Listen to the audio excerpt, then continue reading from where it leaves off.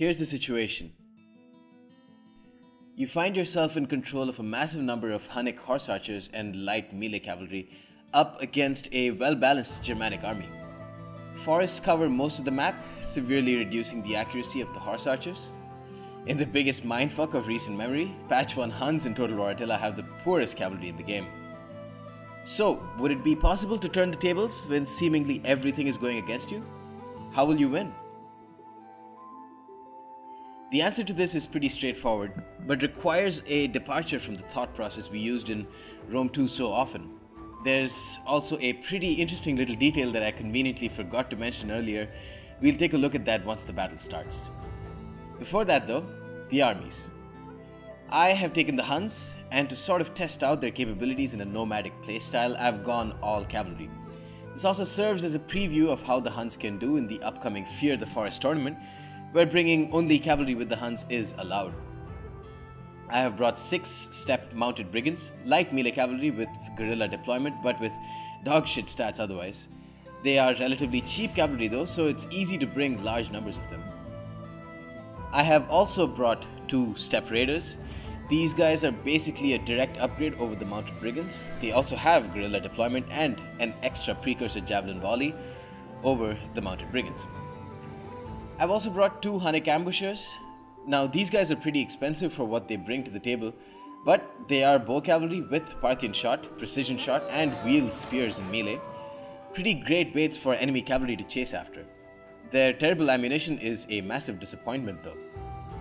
Finally, I've got a step chieftain general, a step cataphract unit and 5 Hunnic mounted bowmen. That means out of the 17 units in my army, 10 are guerrilla units. I have separated these guerrilla units evenly across both the patches of forest on my left and right flanks.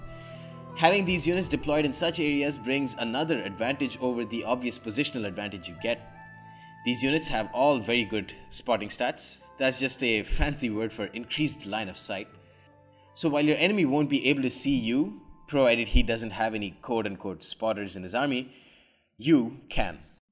My opponent, Houseplant, has brought, like I mentioned, a very well-balanced Burgundian army.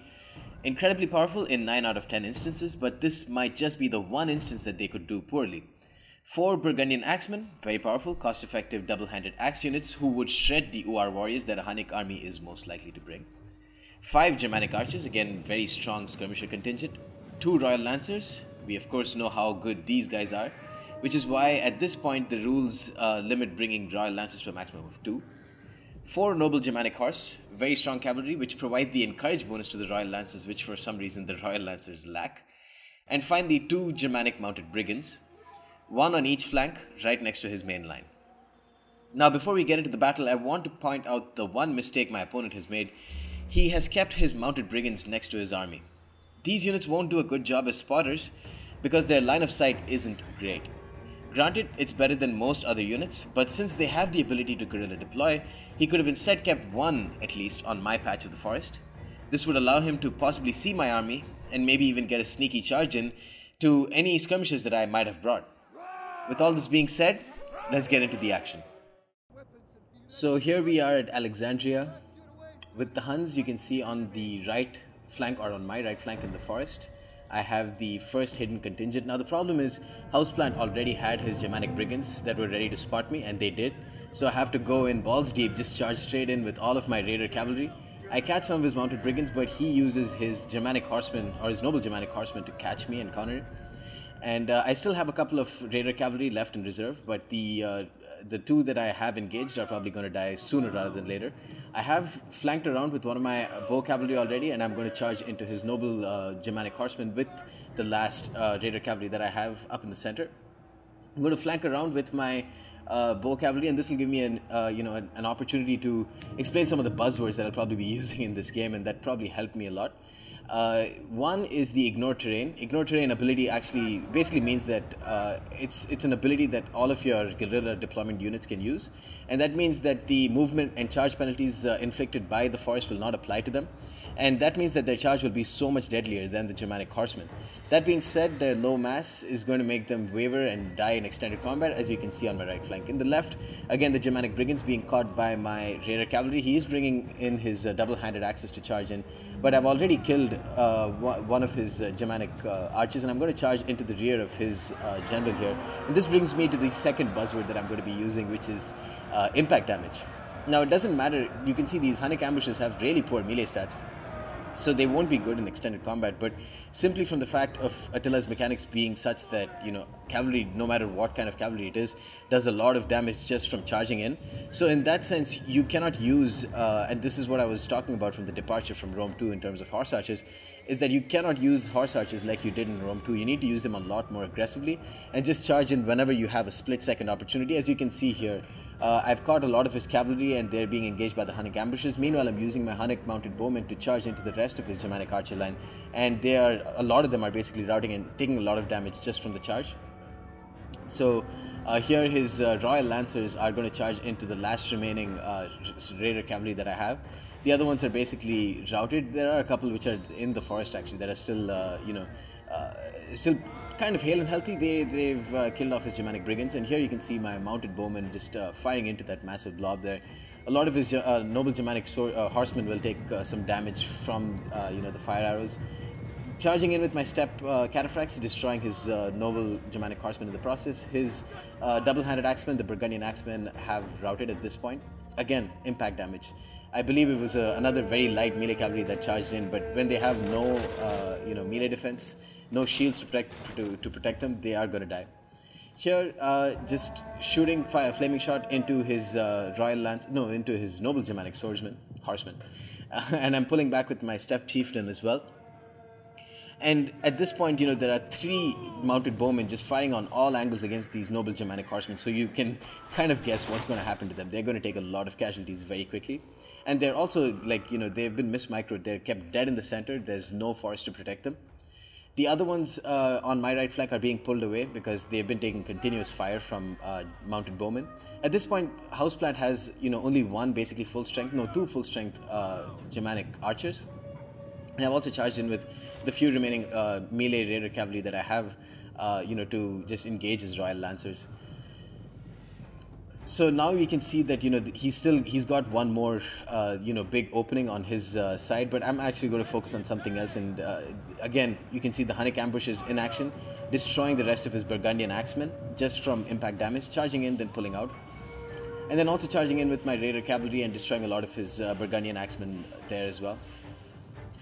And you can see on the far side of the screen, now I'm probably going to zoom in, my Hunnic mounted bowmen just charging into these retreating Germanic archers. And, the third term that I can probably use here is just concentrated charges.